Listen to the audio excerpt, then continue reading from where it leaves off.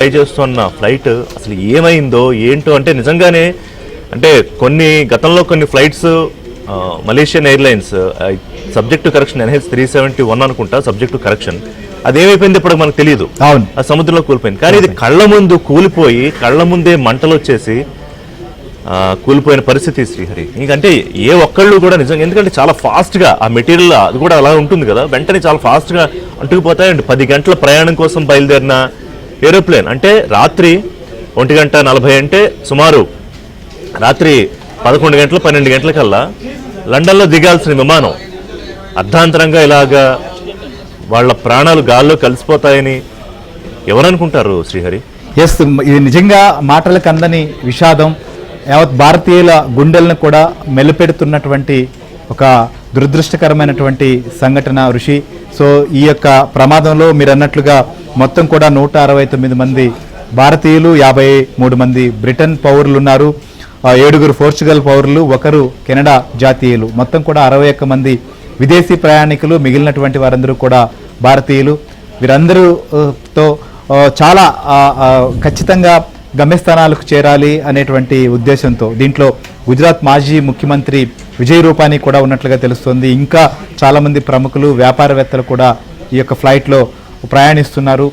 వీరందరూ కూడా అనేక రకాలైనటువంటి పనులు కావచ్చు, వారికి సంబంధించి చాలామంది విదేశీ ప్రయాణికులు అయితే భారతదేశానికి వచ్చి మళ్ళీ తిరిగి వారి సొంత ప్రాంతాలకు వెళ్తున్నటువంటి వారు, వీరందరూ కూడా ప్రయాణిస్తున్న యొక్క ఫ్లైట్ ఇది.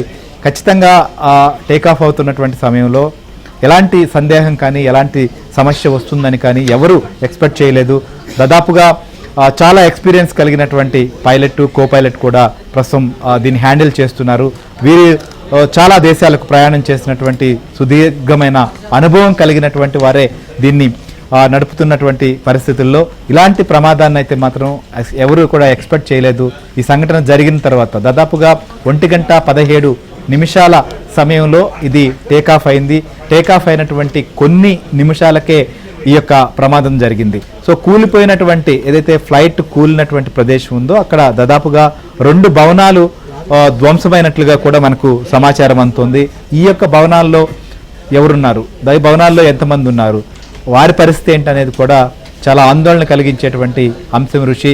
దాదాపు పసికందులు 2 నెలలు నిండినటువంటి పిల్లలు, దాదాపు 15 మంది చిన్నారులు ఈ యొక్క ఫ్లైట్లో కూడా ఉన్నారు. వీరు కాకుండా ఈ భవనాల్లో ఎవరున్నారు, ఎంతమంది ఉన్నారు, వారి పరిస్థితి ఏంటి అనేది కూడా ఒక్కసారి ఆలోచిస్తేనే చాలా బాధ కలిగించేటువంటి దురదృష్టకరమైనటువంటి ఘటన.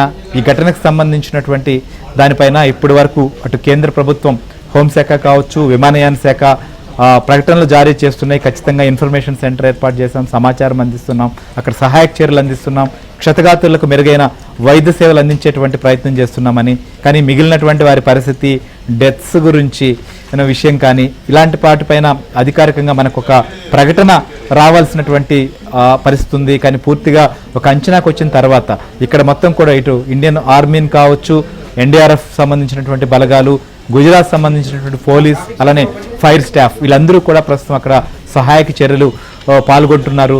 కానీ ఎంత సహాయక చర్యలు చేపడుతున్నప్పటికీ, ఎంత శ్రమిస్తున్నప్పటికీ అక్కడ జరిగినటువంటి ప్రమాదం తీరు చూసిన తర్వాత మాత్రం పూర్తిగా విమానంలో ప్రయాణిస్తున్నటువంటి వారందరి యొక్క వారిపైన ఆశలు వదులుకునేటువంటి పరిస్థితి. ఇది నిజంగా బాధ కలిగించేటువంటి వార్త, అందరినీ చాలా విషాదంలో నింపేటువంటి సమాచారమే. కానీ తప్పదు మనం ఈ సమాచారాన్ని చెప్పక, ఎందుకంటే జరిగిన ఇన్సిడెంట్ అలాంటి చెప్పినట్టు శ్రీహరి, ఎంటైర్ ఇండియా, భారతదేశమే షాక్కి గురైన ప్రమాదం ఇది. అంటే ప్రతిరోజు 3000 నుంచి 3500 కమర్షియల్ ఫ్లైట్స్ అంటే భారతదేశానికి వచ్చేవి కానీ, భారతదేశానికి వెళ్ళేవి కానీ, డొమెస్టిక్ ఫ్లైట్స్ కానీ టేకాఫ్ అవుతాయి, ల్యాండ్ అవుతాయి. ప్రతిరోజు ప్రతి వాళ్ళు అనుకుంటారు గమ్యస్థానానికి వెళ్తాం, బయలుదేరుతున్నాం అని. కానీ ఇవాళ ఈ air India flight number AI 171 242 మంది అంటే సిబ్బంది, క్రూతో 12 మంది, క్రూతో కలిపి 242 మందితో బయలుదేరిన విమానం, సుభాష్ చంద్రబోస్ ఇంటర్నేషనల్ ఎయిర్పోర్ట్ నుంచి బయలుదేరిన విమానం లండన్కి వెళ్ళాలి. టేకాఫ్ అయిన 5 నిమిషాల్లోనే కుప్పకూలిపోయింది. కూలిపోవడం విత్ ఇన్ సెకండ్స్లో పెద్ద ఎత్తున ఫ్లేరప్స్, పెద్ద ఎత్తున మంటలు. సో విమాన ప్రమాదం చూస్తేనే అర్థమవుతుంది, కానీ ఆశాభావం వ్యక్తం చేస్తాం కదా మనం. అవును, ఆప్టమిస్టిక్ నేచర్తో కనీసం బతికి బట్టగడతారు కొంతమంది అయినా. కానీ మీరు చెప్పినట్టుగా అందులో ఇన్ఫాంట్స్ కూడా ఉన్నారంటే it's very very really very unfortunate Srihari.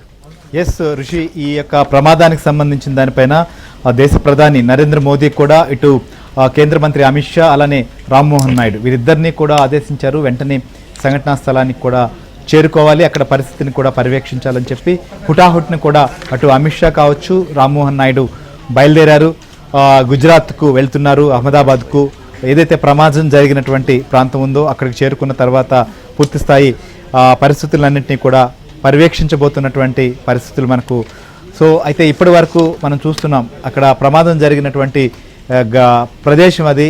ఆ ప్రదేశం మొత్తం కూడా ఒకసారి మనం పరిశీలిస్తే భవనాలు, పచ్చని చెట్లు ఉన్నటువంటి ప్రాంతం. ఆ ప్రాంతం అంతా కూడా కొన్ని విజువల్స్ మనం చూస్తే మొత్తం ఒక నల్లటి ప్రాంతం మొత్తం అదంతా ఒక ప్రదేశం చూస్తే మొత్తం ఖచ్చితంగా ఆ ఫైర్కి పూర్తిగా కాలిపోయినటువంటి పరిస్థితులు మనకు. బిల్డింగులు చాలా ధ్వంసమైనవి, చెట్లు కూడా కాలిపోయినటువంటి పరిస్థితి మనకు కనిపిస్తుంది. సో ఇంతటి ఘటన కాబట్టి ఖచ్చితంగా ఆ ప్రాంతంలో ఉన్నటువంటి స్థానిక ప్రజలు కావచ్చు, లేకపోతే ఫ్లైట్లో ఉన్నటువంటి వారి పరిస్థితిని ఒక్కసారి ఊహిస్తేనే చాలా చాలా బాధ కలిగిస్తున్నటువంటి పరిస్థితులు మనకు కనిపిస్తున్నాయి. ప్రస్తుతం అయితే మాత్రం ఒకవైపు సహాయక చర్యల కోసం పూర్తి స్థాయిలో యుద్ధ ప్రాతిపదికన అక్కడ చేస్తున్నారు. అటు ఆర్మీ కావచ్చు, ఎన్డీఆర్ఎఫ్ బలగాలు అయితే మాత్రం శ్రమిస్తున్నాయి. ఇంకొక వైపు ఫైర్ సిబ్బంది అక్కడ పూర్తిగా మంటలను అదుపులోకి చేస్తున్నటువంటి దృశ్యాలు కూడా మనం చూస్తున్నాం. ఇతర బిల్డింగులు కావచ్చు, వాటన్నింటినీ స్థానికంగా ఉన్నటువంటి ఆ ప్రాంతాన్ని అంతా కూడా సురక్షితంగా ఉంచేందుకు ప్రయత్నం చేస్తూనే ఉన్నారు. ఆ ప్రయత్నం ఇప్పటివరకు కొంతమేర అదుపులోకి వచ్చినప్పటికీ ఇంకా పూర్తిగా అదుపులోకి మాత్రం రాలేదు. సో కొన్ని నిమిషాల వ్యవధిలోనే కళ్ళ ముందు కనిపిస్తుండగానే ఈ యొక్క ప్రమాదం కూడా జరిగింది. ఇప్పటి వరకు విమాన ప్రమాదాల గురించి మనం చూస్తుంటాం. కొన్ని మనకు ఏదైతే సోషల్ మీడియాలో కావచ్చు, లేకపోతే అనేక విజువల్స్, కొన్ని ఏఐ టెక్నాలజీతో రూపొందించిన విజువల్స్, ఇలాంటివన్నీ కూడా మనకు చక్కర్లు కొడుతూ ఉంటాయి. కానీ ఇది ప్రస్తుతం మనం స్క్రీన్ మీద చూస్తున్నది ఒరిజినల్ ఫుటేజ్. ఇది అక్కడ ఉన్నటువంటి వారు తీసినటువంటి దృశ్యాలు. ఈ దృశ్యాలు చూస్తే నిజంగా కళ్ళ ముందు ఫ్లైట్ అలా కూలిపోతూ ఉంది అంటే మాత్రం ఎవరు ఏమీ చేయలేనటువంటి పరిస్థితి. సో ఏ రకంగానూ, ఎందుకంటే అది ఎవరు అదుపు చేయలేనటువంటి పరిస్థితి. చివరిగా ఆ బ్లాక్ బాక్స్లో నిక్షిప్తమై ఉంటుంది. ఖచ్చితంగా ఎలాంటి సంభాషణ జరిగింది, ఏ రకమైనటువంటి పరిస్థితి ఉంది, ఏ రకమైనటువంటి కారణాల వల్ల ఈ సంఘటన జరిగింది అనేది. సో దీనికి సంబంధించినటువంటి వివరాలు తెలియాలి. కానీ ఒక రకంగా చూస్తే మాత్రం ఈ సంఘటనకు సంబంధించిన విషయం పైన సాంకేతిక పరమైనటువంటి అంశాలతో పాటుగా ఇంకేమున్నాయి అనేది మాత్రం చాలా ఇన్వెస్టిగేషన్ చేయాల్సినటువంటి విషయమే.